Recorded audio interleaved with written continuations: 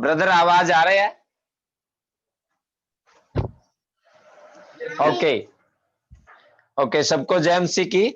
और एक बार फिर से प्रभु का धन्यवाद हो कि बहुत सुनहरे जो अवसर है हमारे जीवन में। बहुत अच्छी बात है कि हम प्रभु के वचन में जाते हैं और प्रभु के वचनों में से सीखते हैं और उन पे मनन करने के लिए हम आगे की ओर आते हैं। बहुत दुनियादारी में जब तक हम इस दुनिया में, हमारे लिए सबसे जो है अच्छे पल हैं कि हम प्रभु के चरणों में हैं, प्रभु की हजूरी में हैं। सो आइए आज के मनन के लिए हम देखेंगे निर्गमन की किताब से एक्सोडस चैप्टर 32 वर्स 1 टू 14। सो हम पढ़ते हैं इसको। जब लोगों ने देखा कि मूसा को पर्वत से उतरने में विलंब हो रहा है, तब वे हारून के पास इकट्ठे होकर कहने लगे, अब हमारे लिए देवता बना जो हमारे आगे आगे चले, क्योंकि उस पुरुष मूसा को जो हमें मिस्र देश से निकाल ले आया है, हम नहीं जानते कि क्या हुआ। हारून ने उनसे कहा, तुम्हारी स्त्रियां और बेटे बेटियों के कानों में सोने की जो बालियां हैं उन्हें उतारो और मेरे पास ले आओ। तब सब लोगों ने उनके कानों से सोने की बालियों को उतारा और हारून के पास ले आए। हारून ने उन्हें उनके हाथ से लिया और एक बछड़ा ढालकर बनाया और टांकी से गड़ा। तब लोग कहने लगे, हे इज़राइल, तेरा ईश्वर जो तुझे मिस्र देश से छुड़ा लाया है वह यही है। यह देख के हारून ने उनके आगे एक वेदी बनवाई और यह प्रचार किया, कल यहोवा के लिए पर्व होगा। और दूसरे दिन लोगों ने भोर को उठकर होम बलि चढ़ाए और मेल बलि ले आए। फिर बैठकर खाया पिया और उठकर खेलने लगे।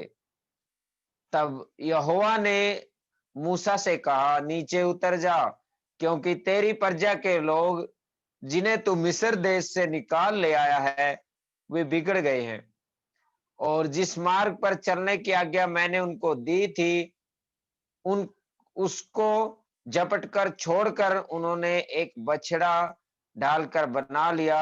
फिर उसको दंडवत किया और उसके लिए बलिदान भी चढ़ाया और यह कहा, हे इज़राइलियों, तुम्हारा ईश्वर जो तुम्हें मिस्र देश से ले आया वह यही है। फिर यहोवा ने मूसा से कहा, मैंने इन लोगों को देखा और सुन, वे हठीले हैं। अब मुझे मत रोक, मेरा कोप उन पर भड़क उठा है जिससे मैं उन्हें भस्म करूं, परंतु तुझ से एक बड़ी जाति उपजाऊंगा। तब मूसा ने अपने परमेश्वर यहोवा को यह कह के मनाने लगा, हे यहोवा, तेरा कोप अपनी प्रजा पर क्यों भड़का है, जिसे तूने बड़े सामर्थ और बलवंत हाथों के द्वारा मिस्र से निकाल लाया है। मिस्री लोग यह क्यों कहने पाए, वह उनको बुरे अभिप्राय से अर्थात पहाड़ों में घात करके धरती पर से मिटा डालने की मनसा से निकाल ले आया। तू अपने भड़के हुए कोप को शांत कर और अपनी प्रजा को ऐसी हानि पहुंचाने से फिर जा। अपने दास अब्राहम, इसहाक और याकूब को स्मरण कर, जिससे तूने अपनी ही शपथ खाकर यह कहा था, मैं तुम्हारे वंश को आकाश के तुल्य बहुत करूंगा, और यह सारा देश जिसकी मैंने चर्चा की है तुम्हारे वंश को दूंगा, कि वे उसके अधिकारी सदैव बने रहे। तब यहोवा अपनी प्रजा की हानि करने से जो उसने कहा था पछताया। तो मेरे प्रियो, इस पैसेज को जब हम देखते हैं इसमें बहुत कुछ है और मैंने कई बार देखा कि इसको पढ़ा, पहले मैंने सोचा इसको डिस्कशन में लेके जाएँगे, सारे बातचीत करेंगे क्योंकि मुझे डिस्कशन ज़्यादा पसंद है क्योंकि डिस्कशन जब हम करते हैं तो बहुत सारे लोग अपने-अपने विचार रखते हैं और उसमें से बहुत कुछ नया सीखने को मिलता है। वहाँ पे एक एक बंदे की जो है सोच नहीं होती, वहाँ बहुत सारे लोग जो है अपनी-अपनी राय को रखते हैं। सो मैं सोच रहा था इसको डिस्कशन में लेके जाएँगे, लेकिन हम इसमें अगर देखते हैं कि यहाँ पे कई बातों को हम देखते हैं, जब इसको ध्यान से पढ़ते हैं, यहाँ पे हम जो है 2 अगुओं को बारे में सीखते हैं, एक मूसा है, एक हारून है। यहाँ पे 2 अगुए हैं, एक मूसा है और एक हारून है। दूसरी बात जो है, यहाँ पे इज़राइली लोग हैं और इज़राइली लोग ऐसे हैं, जहाँ पे कुछ नहीं हो सकता। हम परमेश्वर के लिए बोलते हैं, असंभव को संभव करने वाला परमेश्वर, ऐसा उन्होंने इज़राइलियों के लिए किया। उसने जहाँ पे रास्ता नहीं था, लाल समुद्र में उसने रास्ता बनाया, उसने जो है बहुत कुछ बड़े-बड़े चमत्कार उनके जीवनों में किए। दिन में उनके ऊपर जो है बद्दल होता था छाए का, रात को आग का खंभा उनकी अगुवाई करता था। ठीक है? उस समय पे बिजली नहीं होती थी, फिर भी उनको रात को लाइट मिलती थी। ठीक है? बहुत सारे अगर ऐसे एक-एक बातों को हम देखते हैं तो ऐसे-ऐसे अद्भुत कार्य परमेश्वर ने उनके जीवनों में किए। उनके लिए जो है आकाश से चिकन मिलता था। ठीक है? बहुत बहुत सारे ऐसे-ऐसे अद्भुत चमत्कार परमेश्वर ने उनके लिए किए। एक ऐसे लोग भी हैं इस पैसेज में। लेकिन जब हम इसमें पढ़ेंगे आगे लिखा हुआ है, वो हठीले लोग थे। सारा कुछ देखने के बाद, सारा कुछ प्राप्त करने के बाद भी वो लोग जो है उस बात में नहीं आते थे और वो बलवा करने के लिए हमेशा तैयार रहते थे। सो अगर हम स्टार्टिंग में इसमें देखें, जब लोगों ने देखा मूसा को पर्वत से उतरने में विलंब हो रहा, मूसा के बारे में हम जब देखेंगे, मूसा बहुत अच्छा अगुवा था उनके लिए।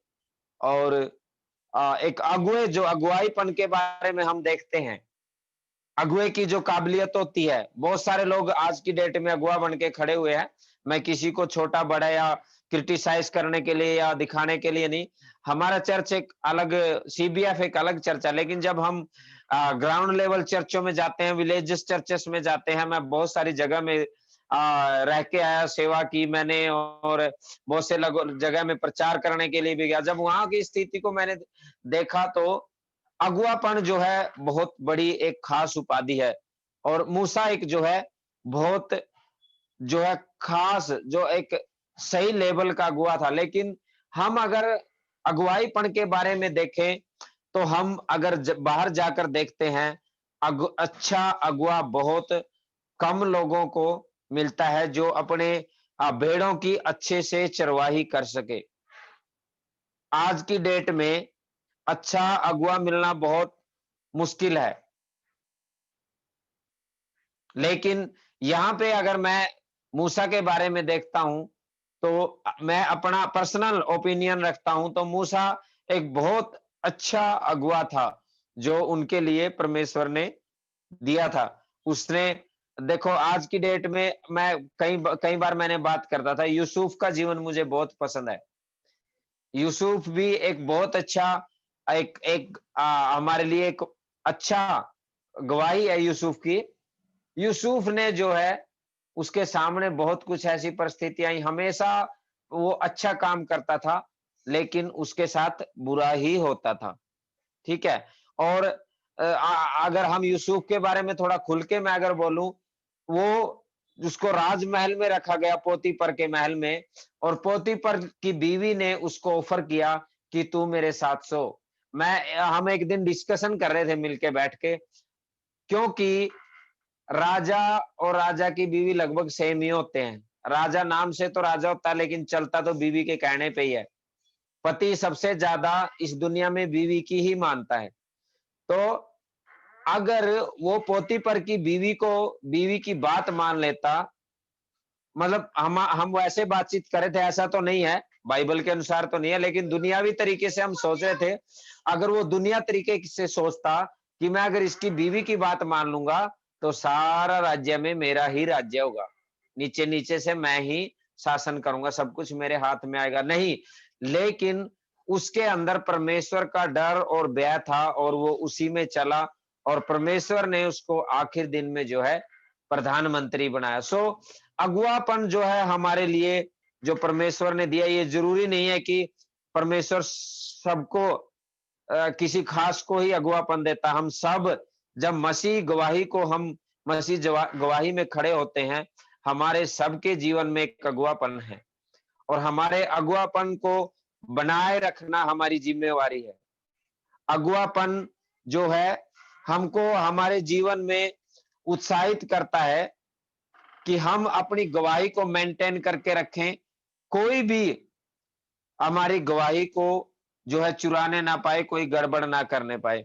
सो मूसा के बारे में हम यहाँ पे देखते हैं, मूसा जो है अपने ही लोगों के लिए, वो अपने कोई खास पर्सनल मकसद से नहीं गया पसीन वहां पर पर्वत के ऊपर, पहाड़ के ऊपर, और कोई उसका मतलब नहीं था, या कोई पार्टियां करने नहीं गया था, या कोई और अपने रिलेटिव को मिलने नहीं गया था, लेकिन उन लोगों के लिए मध्यस्थ की प्रार्थना करने के लिए, उनको लिए आगे क्या करना है, आगे कैसे उनको चलना है, उन सारी बातों को लेकर वो जो है परमेश्वर के सामने रखने के लिए पर्वत पर गया।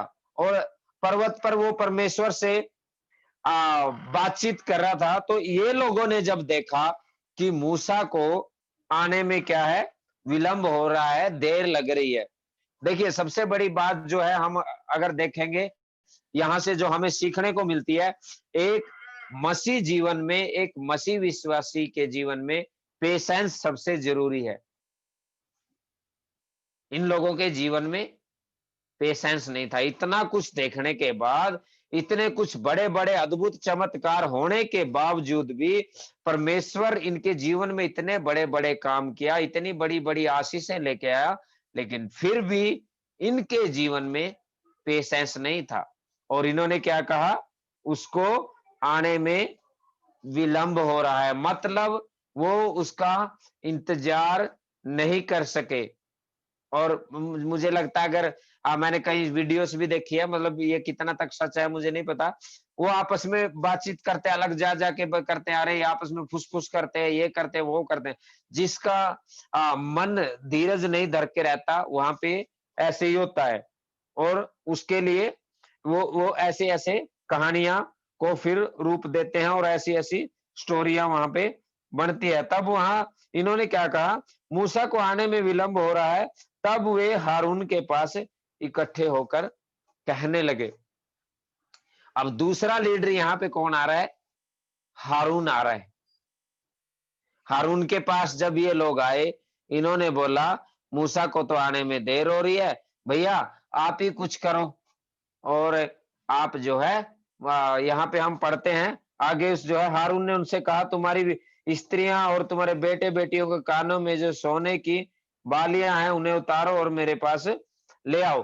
तो एक बार जब मैं किसी के साथ, हम एक बार डिस्कशन कर रहे थे बैठ के ग्रुप में, मैंने बोला हारून को क्या जरूरत थी उनको जो है बालियां मंगवाने की और ये सारा कुछ करने की। ठीक है, हारून सीधा सीधा बोल सकता था, कुछ समय और इंतजार नहीं कर सकते तुम, परमेश्वर ने तुम्हारे जीवन में इतने अद्भुत काम किए हैं, क्या तुम परमेश्वर को जो है परमेश्वर का की तरफ से अपने विश्वास को हटाकर ऐसी ऐसी बातों में लेके आते हो। लेकिन नहीं, कई लोगों ने जब हम डिस्कशन में बैठे करें, अगर वो ऐसे नहीं करता तो वो भीड़ उसकी नहीं मानती, उसको मार देती है, वो कर देती, वो कर देती। देखिए मेरे प्रियो, जब हम परमेश्वर की अगुवाई में चलते हैं, जब हम परमेश्वर के पीछे चलते हैं, और जब हम अगुवाई करते हैं, किसी की अगुवापन में हम जब चलते हैं, जब उस अधीनता की अगुवाईपन की सीट में हम चलते हैं, तो हमको अगर जान भी देनी पड़े तो डरना नहीं चाहिए। लेकिन इसने यहाँ पे क्या हो रहा है, हारून उनके साथ हो गया और बोल रहा है, चलो चलो अपना सब कुछ लेके आओ, और हम जो है मैं तुम्हारे लिए एक एक मूर्ति बनाऊंगा। और उसने क्या किया, उसने सबसे सोना उतरवा के, वो बालियां और ये सब कुछ उनसे सोने के आभूषण लेके, और तब सब लोगों ने उसके कानों में से सोने की बालियां उतारे और हारून के पास ले आए। हारून ने उनके हाथ से लिया और एक बछड़ा ढालकर बनाया। देखिए मेरे प्रियो, जीवते परमेश्वर को इन्होंने कहां पे तब्दील कर दिया? एक बछड़े के रूप में। ठीक है, जो चल नहीं सकता है, जो बोल नहीं सकता है, जो अद्भुत कार्य नहीं कर सकता। और अगर आगे हम देखें, लिखा हुआ है, उन्होंने उससे भी बुरा क्या किया? तब लोग कहने लगे, हे इज़राइल, तेरा ईश्वर जो तुझे मिस्र देश से छुड़ा लाया, यही है, वह यही है। सो उन्होंने परमेश्वर की संज्ञा, परमेश्वर की उपाधि उस बछड़े को दे दी। कितना बड़ा पाप उन्होंने किया। पहले तो उन्होंने अपने विश्वास को खो दिया, उन्होंने विश्वास नहीं किया परमेश्वर के ऊपर। दूसरी बात जो है, उन्होंने बछड़ा बनवाया। और एक बात हम देखते हैं, जो खास बात जो है यहाँ पे हमें सीखने को मिलती है। उन लोगों का विश्वास परमेश्वर से ज्यादा मूसा के ऊपर था। मूसा उनके साथ था तो उनको लगता था हम सेफ हैं, या हम मूसा हमारे लिए कुछ करेगा। परमेश्वर को इतना ज्यादा वो नहीं करते थे, मूसा को ज्यादा महत्वता देते थे। क्योंकि अगर वो परमेश्वर के ऊपर विश्वास किए होते, परमेश्वर को अपने विश्वास का आधार माने होते, परमेश्वर को अपने विश्वास का मूल माने होते, तो उनको मूसा से कोई मतलब नहीं होना था। मूसा 40 दिन क्या, 40 साल ना आए, हमें कोई दिक्कत नहीं, हमारा परमेश्वर हमको चलाएगा, नहीं। लेकिन वो क्या सोचते थे? मूसा हमारे साथ है तो ऐसे ऐसे ऐसे ऐसे हमारे जीवन में होता है। उनका सच्चा विश्वास मूसा मूसा उनका जो विश्वास है परमेश्वर में न होके मूसा के अगुवाई में होता था कि मूसा है तो ऐसे हो सकता है, मूसा है तो ऐसे हो सकता है। मतलब वो लोग जो है सही रूट, जो सही दिशा में चलने वाले लोग नहीं थे। उनका विश्वास का आधार सही नहीं था। और दूसरी बात जो है यहाँ पे आती है कि उन्होंने क्या किया, जब उनका अगुआ उनसे अलग हो गया, वो परमेश्वर से बातें करने चला गया, परमेश्वर से प्रार्थना करने, मध्यस्थता करने चला गया, उन्होंने अपने लिए एक क्या किया?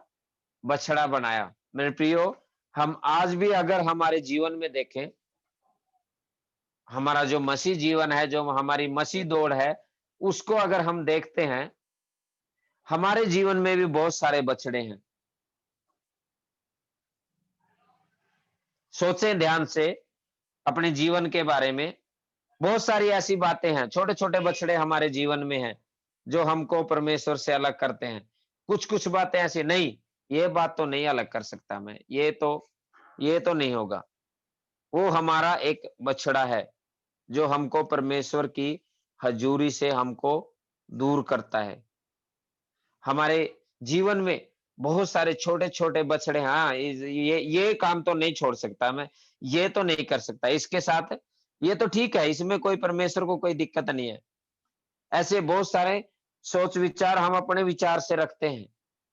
अपने अपनी सोचों के द्वारा ही हम सोचते हैं, नहीं, ये तो ठीक है, ये तो नहीं मैं करूँगा। हमारे जीवन में भी बहुत सारे बछड़े हैं। मेरे प्रियो, आज परमेश्वर का वचन हमें कहता है, हमको ज़रूरत है उन छोटे-छोटे बछड़ों को हमारे जीवन से निकालने की।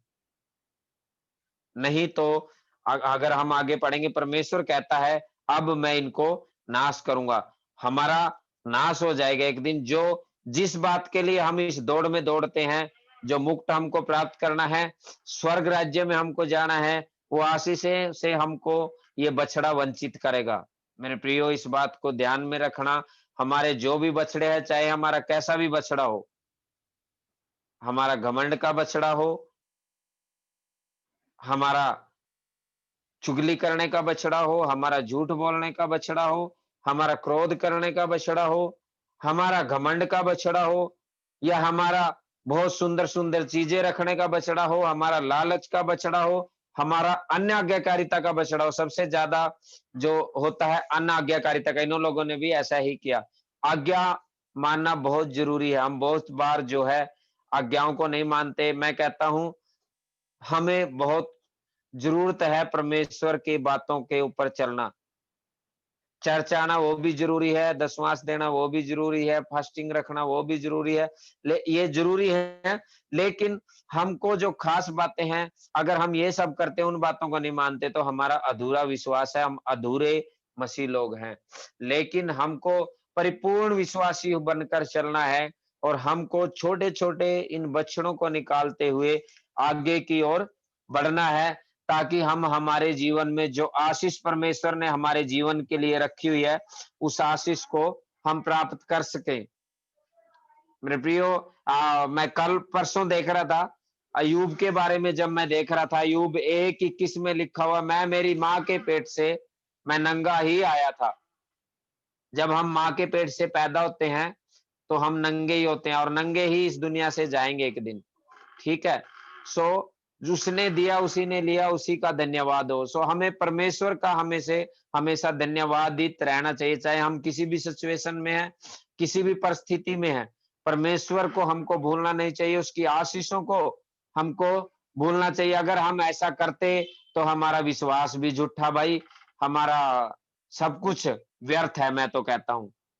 लेकिन अगर हम हमारे विश्वास को बनाकर, हमारे विश्वास का सच्चा मालिक उस परमेश्वर को बनाकर हमारे जीवन में कार्य को करते, तो हम एक दिन परमेश्वर के साथ रहेंगे, उसके राज्य में, जो सदा सदा का राज्य है, जो सदा सदा का जीवन है, कभी ना खत्म होने वाला जीवन है, उस जीवन में हम प्रवेश करेंगे। सो मेरे प्रियो, हमको जरूरत है कि हम, अगर ऐसा आज परमेश्वर का वचन मुझे और आपको कहता है, ऐसा कोई बछड़ा हमारे जीवन में है जो परमेश्वर के और हमारे बीच में बाधा को उत्पन्न करता है, आज हमको उसको निकालने की जरूरत है। और आगे लिखा हुआ है, तब उन लोगों ने क्या किया, और दूसरे दिन लोगों ने भोर को उठकर होम बलि और मेल बलि ले आए, फिर बैठकर खाया पिया और खेलने लगे।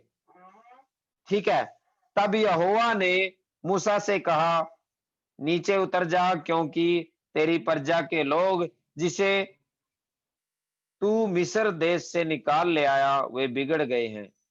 मेरे प्रियो, जब हम कोई भी ऐसा काम करते हैं, परमेश्वर हमारी एक एक बात से वाकिफ है, हम ये सब लोग जानते हैं। क्योंकि दाऊद कहता है, परमेश्वर हमारा उठना बैठना चलना फिरना सब कुछ जानता है।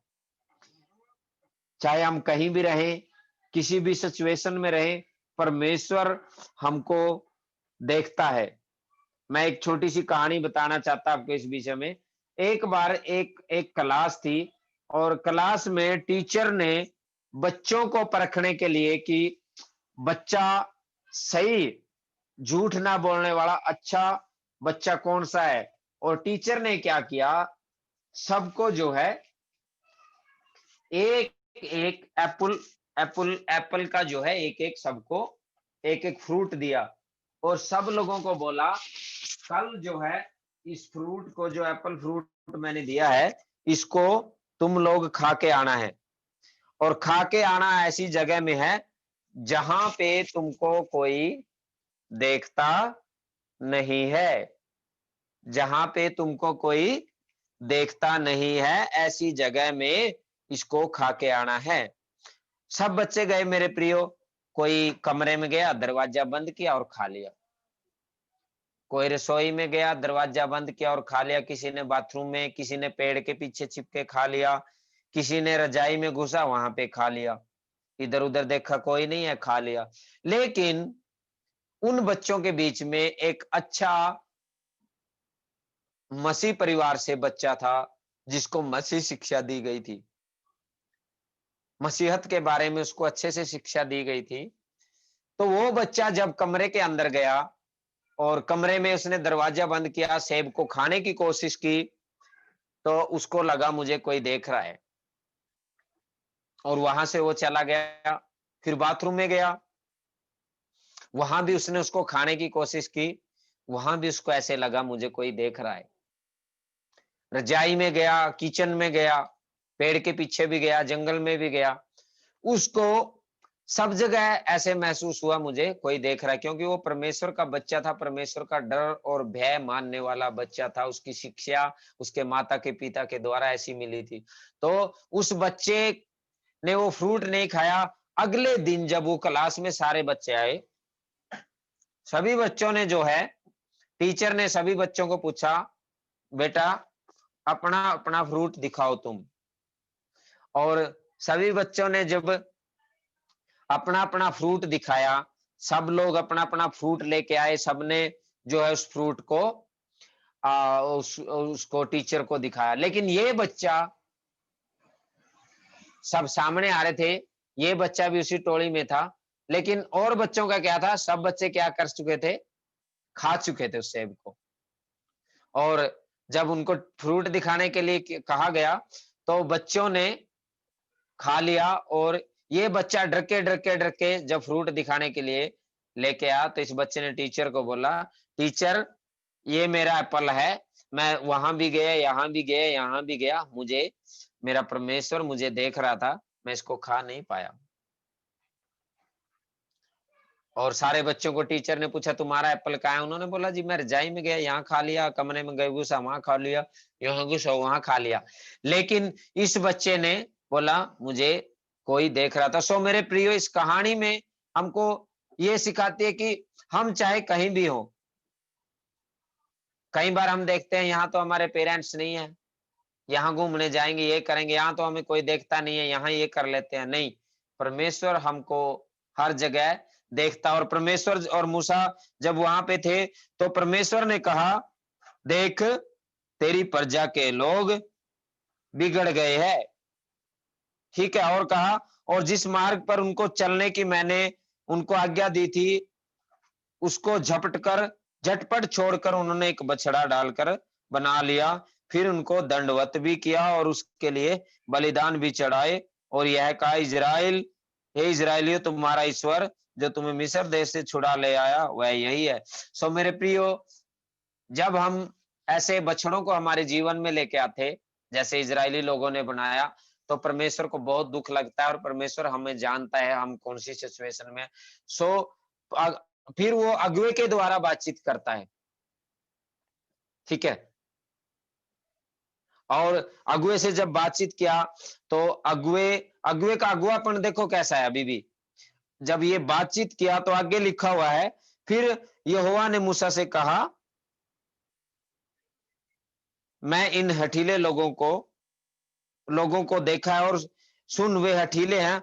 अब मुझे मत रोक, मेरा कोप उन पर भड़क उठा है, जिससे मैं उनको भस्म करूं, परंतु तुझसे एक बड़ी जाति उपजाऊंगा, ठीक है। परमेश्वर कहता है, अब नहीं मुझको रोकना, अब तो छोड़ूंगा नहीं उनको भाई, और अब मैं उनको भस्म करने जा रहा हूं। सो मेरे प्रियो, जब हम कुछ भी पाप करते हैं जानते हुए, दो तरह से हम पाप करते हैं, एक जाने में, एक अनजाने में। जिनको पता नहीं है वो पाप करते हैं, वो कोई बड़ी बात नहीं है, क्योंकि उनको पता नहीं है। लेकिन हम लोगों को पता है ये पाप है, फिर भी अगर हम पाप करते हैं, तब हम परमेश्वर के क्रोध को भड़काते हैं। मैं एक एक मेरा जो टीचर था बाइबल कॉलेज में, उसने मुझे बताया था कि बेटा, जो सोया है उसको जाके हम आराम से जगा सकते हैं। सोए हुए को जगाना कोई बड़ी बात नहीं है, लेकिन जगे हुए को जगाना बहुत मुश्किल बात है।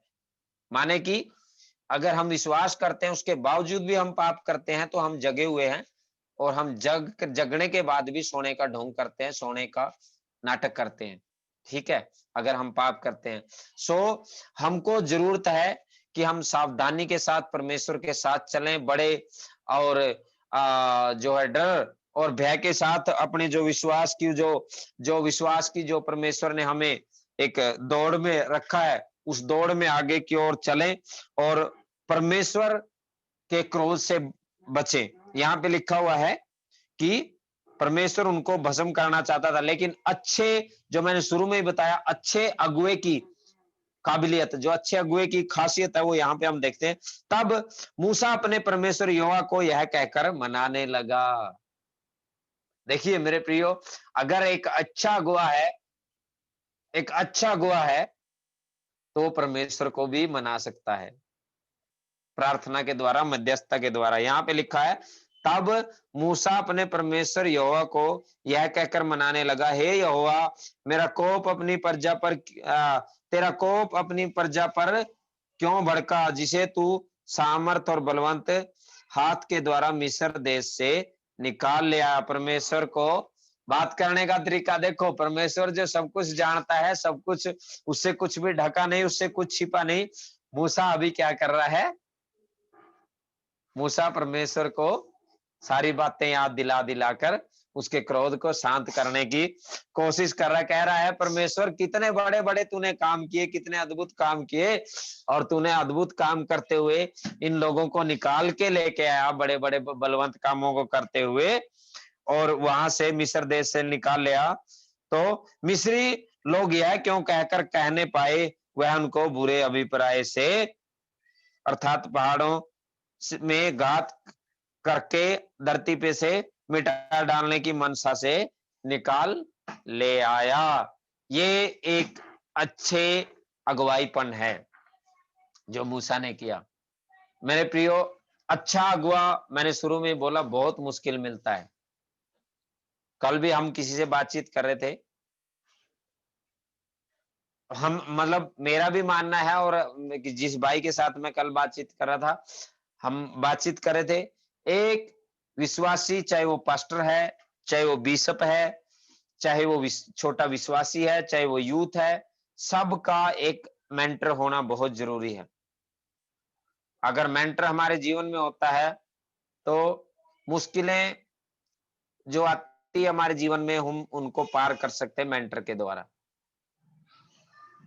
लेकिन हमारा मेंटर आत्मिक होना चाहिए, वो सच्चा अगुआ होना चाहिए। जैसे ये मूसा है ना, ऐसे होना चाहिए जो परमेश्वर के क्रोध को, भड़के हुए क्रोध को भी शांत करने वाला हो।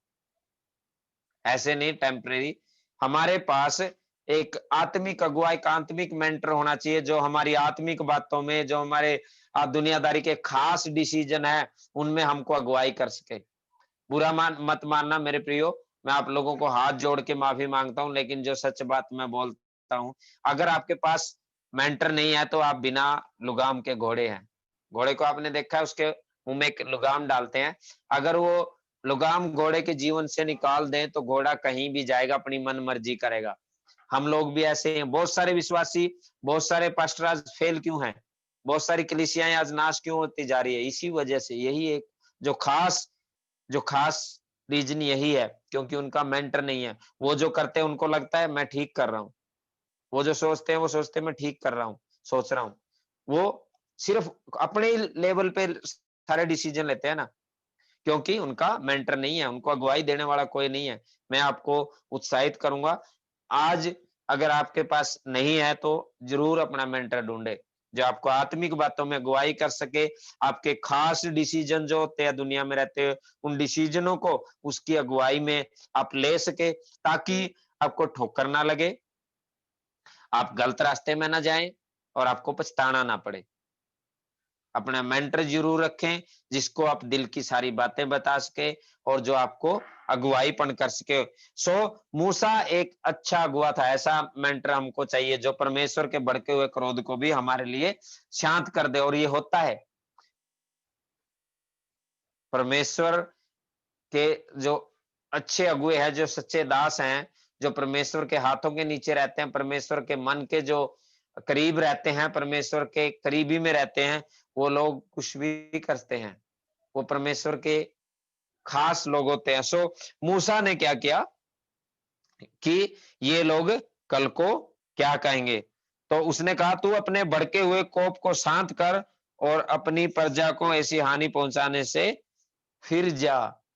देखो, मूसा जो है, एक टाइम ऐसा था जब फर्स्ट टाइम मूसा को परमेश्वर देखने आया था, ये डर गया था। झाड़ियों के बीच में जब फर्स्ट टाइम परमेश्वर मूसा से बातचीत करने आया था झाड़ियों में, ये डर गया था। लेकिन आज सामने सामने बातें कर रहा है, बोल रहा है, जो आपने सोचा हुआ है उन बातों को क्या कर, रहने दे अब। हाँ, क्या लिखा है? यहाँ पे लिखा हुआ है, और अपनी प्रजा को ऐसी हानि पहुंचाने से फिर जा, मतलब उन बातों को उल्टा कर ले, छोड़ दे, कोई बात नहीं।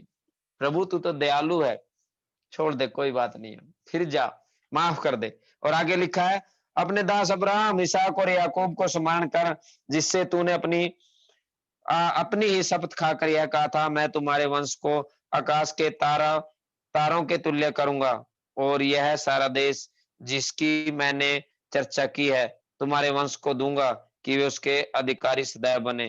तब यहोवा अपनी प्रजा की हानि करने से जो उसने कहा था पछताया। मेरे प्रियो, यहाँ पे लिखा हुआ है, जो परमेश्वर ने सोचा था मैं इनको नाश करूंगा, इनको मिटा डालूंगा, एक अच्छे सच्चे अगुवाईपन के द्वारा परमेश्वर उस बात को छोड़ दिया। और बोल रहे, यहाँ पे लिखा हुआ है, मेरे मुंह के वचन नहीं है, परमेश्वर पछताया। परमेश्वर को सही नहीं लगा, रे मैं क्या करने जा रहा था, ठीक नहीं था। ये होता है एक सच्चा और अच्छा अगुवाईपन। सो हमारे जीवन में बहुत जरूरी है मेरे प्रियो, कि हम जो है, अगर हम अगुवाईपन में रहते हैं, परमेश्वर सबको एक अगुवाईपन देता है, ये याद रखना। जब हम मसीह जीवन में होते हैं, अगुवाईपन सबको मिलेगा। यूथ है तो बच्चों की अगुवाई करेंगे, उनको जरूरत है कि वो मूसा जैसी अगुवाई करें। एल्डर्स, जो चर्च में जो बड़े हैं, वो यूथ की अगुवाई करेंगे, जरूरत है वो मूसा जैसी अगुवाई करें। हमको सबको अगुवाईपन मिलता है, लेकिन हमें अपने अगुवाईपन को अच्छे से निभाना है। और विशेषकर जो हमने सीखा है हमारे जीवन में, कई बार ऐसी सिचुएशन होती है जिनमें हमारा मन टूट जाता है, हमारे अब ऐसी सिचुएशन हो जाती है, अब तो कुछ फायदा नहीं है, परमेश्वर क्या कर रहा है, परमेश्वर ने इतने दिन हो गया मेरे लिए। देखो मेरे प्रियो, मैं बताना चाहता हूँ, परमेश्वर का काम करने का अपना तरीका है। आप अपने तरीके से परमेश्वर को चलाने की कोशिश ना करें। परमेश्वर अपने तरीके से अपना काम करता, लेकिन आप अपने तरीके से परमेश्वर को चलाने की कोशिश ना करें। परमेश्वर उचित समय पे सारी आशीष हमको देता है। और भजन साम्स 84 में लिखा है, जो उसको परमेश्वर को पसंद है, जो उसके मन को भाते हैं, जो उसको प्यार करते हैं, परमेश्वर कोई भी भली वस्तु उनके लिए रख नहीं छोड़ता। सो मेरे प्रियो, जो अच्छी चीजें हैं, परमेश्वर उन चीजों को हम हमसे कभी वंचित, हमको उन चीजों से कभी वंचित नहीं रखता। हमारे जीवन में वो जरूर देता है, अगर हम परमेश्वर के बताए गए रास्ते के ऊपर चलते हैं, परमेश्वर की अगुवाई में चलते हैं, और परमेश्वर का डर और भय मानते हैं, इन बछड़ों को हमारे जीवनों में नहीं आने देते हैं। जो परमेश्वर ने हमको एक दौड़ दी है, उस दौड़ में हम दौड़ते हैं। अगर हम इधर उधर भटकते हैं, तो हमारा अगुवा है जो परमेश्वर ने हमारे जीवन में रखा है, उस लाइन को सीधा करने के लिए, और उस लाइन में हमको सही से जाने के लिए, ताकि हम जो परमेश्वर ने वायदा किया आखिर दिन में, उस विश्वास की दौड़ में दौड़ते हुए उस मुक्त को हम प्राप्त करें। प्रभु सबको आज के वचन के द्वारा आशीषित करें। जय मसीह की।